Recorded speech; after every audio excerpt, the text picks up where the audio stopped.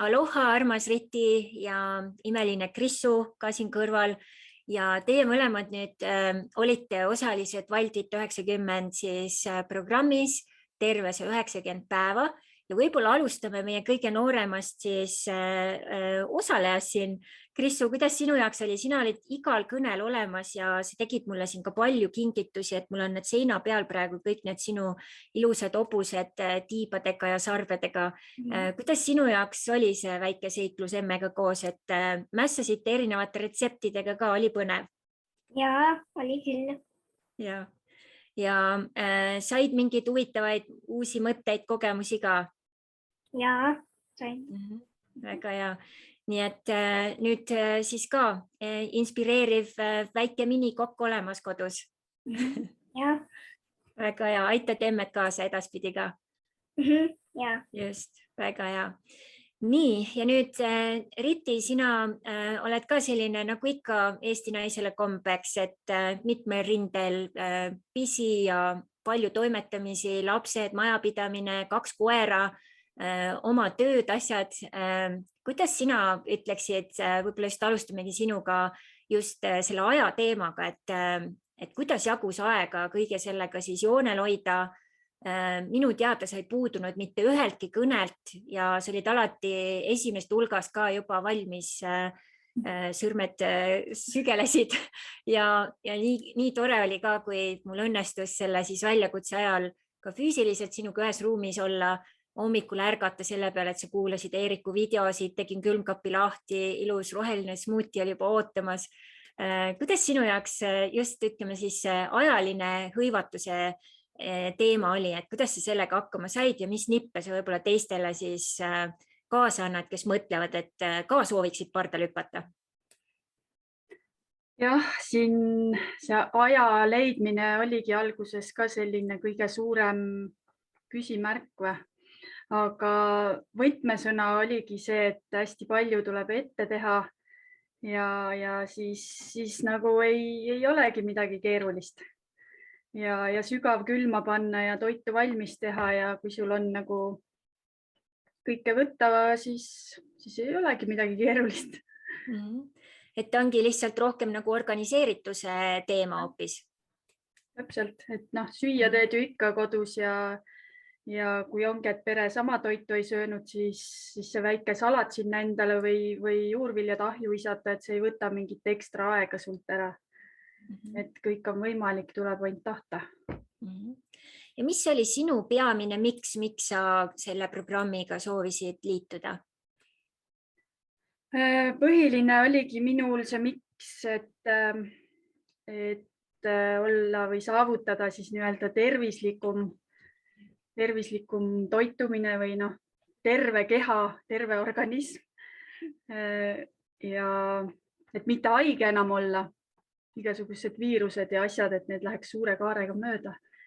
Ja väike boonus oli see, et võiks siis mõned kilod ka minna, et mahuks oma lemmikteksadesse. Kuidas nendega läks? Ma arvan, et kõik said saavutatud ja nii-öelda see kilode lahtilaskmine saavutasin juba poole peal ja kõik see muu tervise asi, et ma arvan, et see on juba ka kõik tehtud, et kui teised siin peres olid haiged nädal-2 tagasi, siis ma ei saanud midagi aru, et mulle nagu ei hakanud midagi külge. Ja et oled täiesti raudimmuunsusega naine nüüd. Ma arvan küll jah, et praegu juba on näha, et kõik nagu mõjub ja toimib. Ja sa tegid ka väga toreda postituse siin vahepeal, kuidas sa oma lemmikteksadesse siis tõesti ka ilusti ära mahtusid ja see lõi päris kõvasid laineid. Nii et nüüd ma usun, sa tunned ka ennast paremini ja isegi seksikamana iseenda kehas. No loomulikult mulle nüüd meeldib see pilt, ma käin kogu aeg peegli ees eputamas. Mitte riietega, vaid ilma riieteta. See on väga teistsugune tunne ikkagi. Ja. Nüüd sinuga on veel mingi väga huvitav taustaelement, et sul on tegelikult professionaalse kommertsiaalkoka kogemus ja nüüd sa said täiesti siukse süvasukeldumise toitumisse, toidu tegemisse, toitainetesse, mida sa ütled just selle pilguga, et tõesti sul on see kokataust ja nüüd sa õppisid nii palju rohkem toidu kohta, et kuidas see sinu jaoks oli? See oli ka üks väga äge kogemus, et kuna ma selle kokana töötasin vist oma 10 aastat või alla selle natuke, siis mul tekkis täiesti selline tülpimus sellest toidu tegemisest. Ja nüüd ma nagu avastasin jälle, et mulle meeldib jälle süüa teha ja köögis aega viita, et kõike kokku keerata seal ja mõelda. Ja ma õppisin nii palju uusi toiduaineid, mida ma polnud elu sees üldse söönud ega katsetanud ega nende poolegi vaadanud. Et see oli nagu väga-väga lahe. Ja erinevaid kombinatsioone kokku panna, et ka kui sinu juures külas olime, et tegime lillkapsaleiba, ma just eile ise proovisin nüüd ka siin kodus ja siis ma mõtlesin, et huvitav, et kuidas ta nagu nii vähe on seda ja siis mul tuli meelde, me tegime ju topeltportsjoni ja et ongi siuke hea tark jälle nipp on ju, et teha siis mingit retsepti ka topelt, et siis jääbki pikemaks ajaks ka nautimiseks. Nii et selles mõttes ka uus inspiratsioon kokkamisega tuli päris hoogsalt sisse. Tuli. Nii, ja nüüd kui sa veel oma võitudest räägiksid, et mis võitusid sul veel kirjas on, mis veel paremaks läks? Ma siin vist kirjutasin 10 sellist kõige ägedamat võitu. Enamusest ma siin rääkisin, üks, mis oli muidugi ka, oli allergiast vabanemine, et sellega ma nägin niisugust risti ja viletsin, et ma käisin arstide vahet, ma ei tea, mis imekreeme ja asju ja nagu võluväel käe pealt allergia kadunud ja tagasi pole tulnud. Ja kõik see nooruslikum välimus, mõnus sile nahk, ühtegi punni enam kuskil on ju. Ja siis ka see pakendite lugemise oskus või üldse see, et mis asi seal nendes pakendites üldse sees on.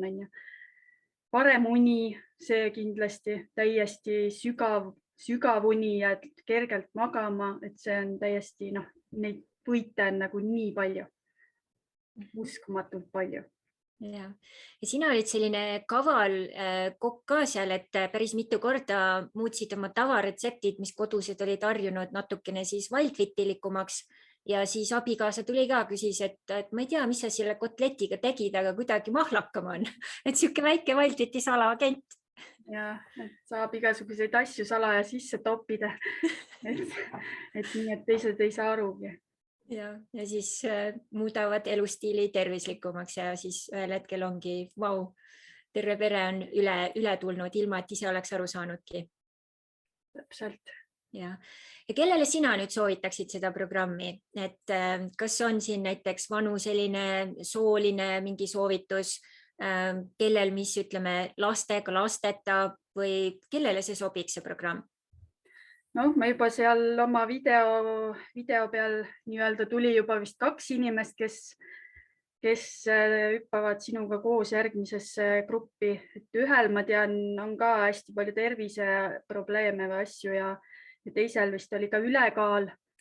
Ja kindlasti ma soovitaksin veel nii-öelda täiesti ka vanematele inimestele, vanatädidele, kes mul suguvõsas on, kes on ülekaaluga ja toituvad täiesti valesti on ja samamoodi siin vanus ei mängigi rolli, et suure hea meelega räägin sellest kõigile, et kui ma siin isegi käisin lastega juuksuris, siis juuksur ütles, et mis ägedat asja sa nüüd tegid, et ega ma seal videos päris täpselt aru ei saanud, aga see oli ikka nii põnev, aga nii salapärane, et mis asi see on, tahaks kohe teada, mõtlesin ja ega see ongi, et kõigepealt tuleb huvi äratada ja siis alles hakkame rääkima.